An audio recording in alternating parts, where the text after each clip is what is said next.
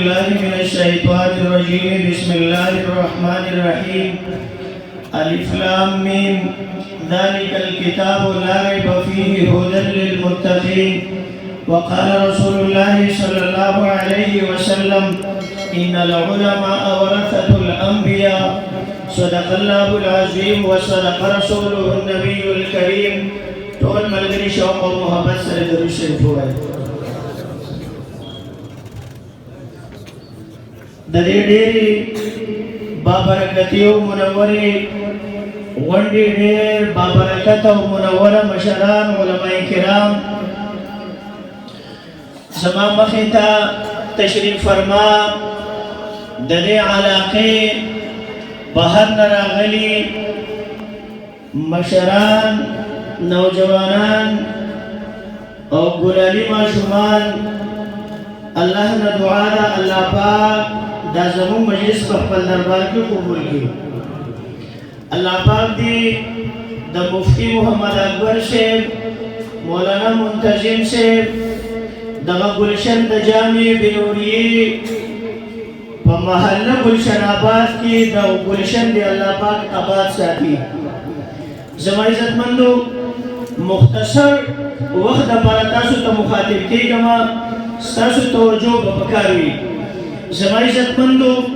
دا مدرسه د علم مدرسه، دې مدرسه کې قرآن مجید ښودل کېږي. د قرآن مجید لپاره قاعده،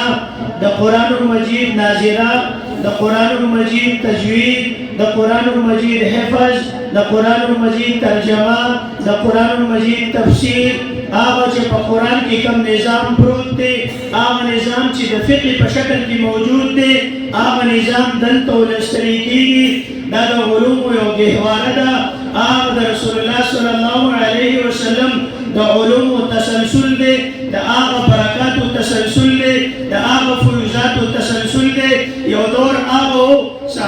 صحابه کرام د رسول الله صلی الله علیه وسلم مخې ته ناست دي. مدینه منوره ده، مسجد نبوي دی. رسول الله صلی الله علیه وسلم منبر کې تشریف فرمانه غیر چاپیره دي صحابه ناست دي. زه مدینه منوره کې خپل شیخ او مربي حضرت شیخ ادریس صاحب دامت برکاتهم العالیه سره ناست وم. ما حضرت شیخ ته وی شیخ زور زما صفو کې برکات مونځ کوما. شیخ وفرمایله دا کومه صفه چې د رسول الله د روضې سره متصل ده، کتابونه چې وګورئ، تاریخ وګورئ، صفه چې راغلې ده دا بالکل منبر ته مخامخ راغلې ده. که تاسو وګورئ دا د رسول الله صلی الله علیه وسلم د منبر نه په ښي طرف د روضې مبارکې نه په هغه طرف باندې ده. دې وجې نه هلته چې خلک لاړ شي هلته دوه رکعته لمونځ کوي، دې دپاره چې الله پاک په علوم موږ ته علوم هم حاصل کړي، د علومو برکات او فیوزات هم حاصل کړي. نو مدینه منوره ده رسول الله صلی الله علیه وسلم نه شاګردانو علم حاصل کو. هغه شاګردان بیا د مختلف د دنیا اطرافو ته لاړله. څوک لاړه بغداد ته، لا کوفې ته لاړله، څوک دې طرفونو ته راخواره شو، ان تر دې افغانستان ته راله، افغانستان نه دې خوا پېښور ته راله. بلکې زه به دا دعوه وکړم بعضې علاقې زمونږ مشران وایي هغه زمونږ دې علاقو ته څه خبره ورسېده. دغه د علومو د رسول الله صلی الله علیه وسلم هغه مدینې منورې نه دلته راله، کوفې ته لاړه. په کوفه کې هلته تابعینو د هغوی نه هغه علم حاصل کړلو، تبو تابعین یې حاصل کړلو. هغه د دنیا ټول ملکونو ته خواره شولله، ان تر دې هندوستان ته دغه علم راورسېدو. هندوستان کې بیا د علم یو مدرسه قایمه شوه چې تاریخ کتابونو هغه د دارالعلوم دیوبند په نوم باندې ذکر کړې ده. هغه دارالعلوم دیوبند کې د دغه علومو خدمت وشو. هغې نه فارغین، هغې نه علما فارغ شولله. هغه د ملک د ګوټ ګوټ ته لاړله، ان تر دې پاکستان ته راله. پاکستان کې دغه د علومو تسلسل ان تر دې زموږ علاقو ته همدغه علوم راورسېدله. د وخت دغه ګزران سره سره یو مدرسه ګلشن آباد کې قایمه شوه. دا د رسول الله صلی الله علیه وسلم د هغې مدرسې تسلسل دی، زما د مدرسې تاریخ دی. زما عزتمندو دا علوم چې میلاو شوي دي دا سینه در سینه میلاو شوي دي. ټیک ده ما ته مخې ته زما استاذ ته کتاب پروت دی، خو که ما ته استاذ هغه یوازې کتابتن نه بلکې ما ته استاذ د هغې تشریحات سینه در سینه هغه د رسول الله صلی الله الله عليه وسلم نقل شوی دی دې وجنا رسول الله صلی الله عليه وسلم فرمای ان العلماء ورثه الانبیاء دا علماء دا د انبیاء وارثین دي روایتو کې راځي انبیاء چې کوم میراث پرې دي هغه د درهم او د دینار په شکل کې نه وي بلکې هغه د علم په شکل کې وي زما عزتمندو همدغه علم دغه میراث دې علماو ته میلاو دي زما عزتمندو لکه څنګه چې انبیاء ته تعظیم میلاو دي نو د انبیاء وارثینو ته تعظیم میلاو دي زما عزتمندو لکه څنګه چې د انبیاء علیهم الصلاة والتسلیمات تشبیهات نه ورکوما خو دې خبرې ته چې لکه څنګه د رسول الله صلی الله علیه وسلم ادب په امت باندې لازم دی دغه چې د رسول الله صلی الله علیه وسلم د انبیاء وارثینو چې کوم علماء دي نو د هغې ادب هم په موږ باندې لازم دی د وجې نه امام بخاري رحمت الله علیه کتاب العلم کې باب قائم کړی دی عالم لګیا دی طبیعي مولوي صاحب هغه سره دا خبره داسې ولیکي امام بخاري رحمت الله علیه ترجمه الباب قائم کړی دی او هغه دا چې کله عالم لګیایي بیا به خاموش اوسېږي مسله یې دغه مستنبط کړې ده او روایت یې ذکر کړی دی چې رسول الله صلی الله علیه وسلم به کله لګیاو صحابه به ورته خاموش ناسو زما عزتمندو الحمدلله لکه څنګه چې علما هم د دغې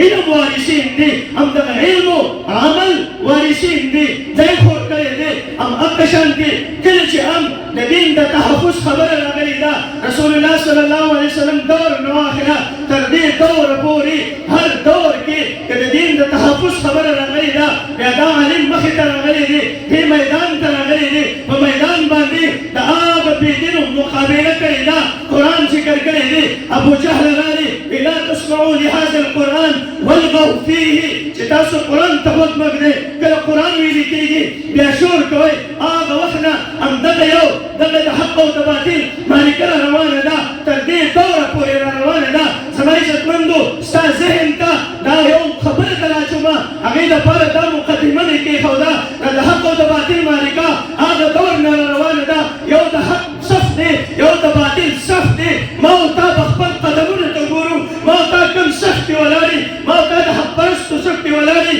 که نه هغه د باطل پرستو صف کې ولاړ یي هسې نه که ما او تا نہ چاہتے ہوئے بھی ان سب پہ کھڑے ہو جائے جو رسول اللہ صلی اللہ علیہ وسلم کے دشمن ہے اسینا ماتا ته پته نه هغه سکونو کې ولاړ دي کوم چې د رسول الله دشمنان دي کوم چې د رسول الله صلی الله علیه وسلم د عصمت دشمنان دي د ناموس دشمنان دي د وجې نه ماتا ته یو فکر راځي زما عزتمندو هر سړی دې خپل تعیین په خپله باندې وکړي زما دا علماء کرام دا زما استاد د عقیدې تحفظ کوي دا زما استاد د اعمالو تحفظ کوي دا زما استاد د روان نسل تحفظ کوي بلکې زه به دا ووایم دې دور کې که د جغرافیې تحفظ کوي دا هم دا علماء کرام کوي ټیک د قربانۍ ورکړلې زخمو یې خپل بدنونو باندې برداشت کړله خپل لاسونه یې اوچت کړله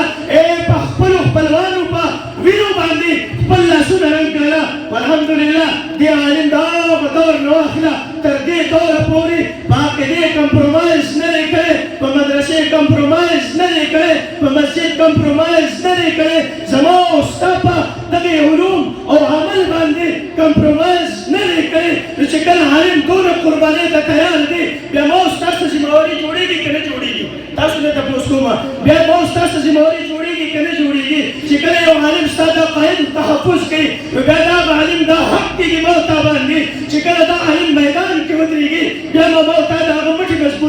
مضبوطوو به که نه به مضبوطوو زه یو خبره کوم او هغه دا د راروان چې کوم بلدیاتي انتخابات کې زما دې مشرانو دې علماء کرامو ما باندې یو اعتماد کړی دی زما اوبو باندې یو ذمهداري راچېږي ده زه هغومره زه په ځان کې هغه اهمیت نه وینم دا د دوی شفقت او محبت دی خو دوی اعتماد وکړو تاسو به د دې علماو په اعتماد کوئ که نه به کوئ اعتماد به کوئ که نه به کوئ موږ سره به ودرېږئ هر میدان باندې به ودرېږئ څوک به ودرېږي انشاءالله تعالی هر سړی دې واوري چې الحمدلله دا ټول نوجوانان دا مشران دا مبارک خلک انشاءالله دا مخکې علماء کرامو سره ولاړ وو دا اوس به هم انشاءالله علماء کرامو سره ولاړ وي روان دور کې به انشاءالله دا د علماء کرامو سره ولاړ دي دا خاوره دا د مجاهدینو خاوره ده دا د علماو خاوره ده دا د اولیاو خاوره ده انشاءالله همدغه تسلسل سره به ما او تا خپل خدمتونه همدغه تسلسل سره به ما او تا خپل محنتونه پیش کوو انشاءالله که وبه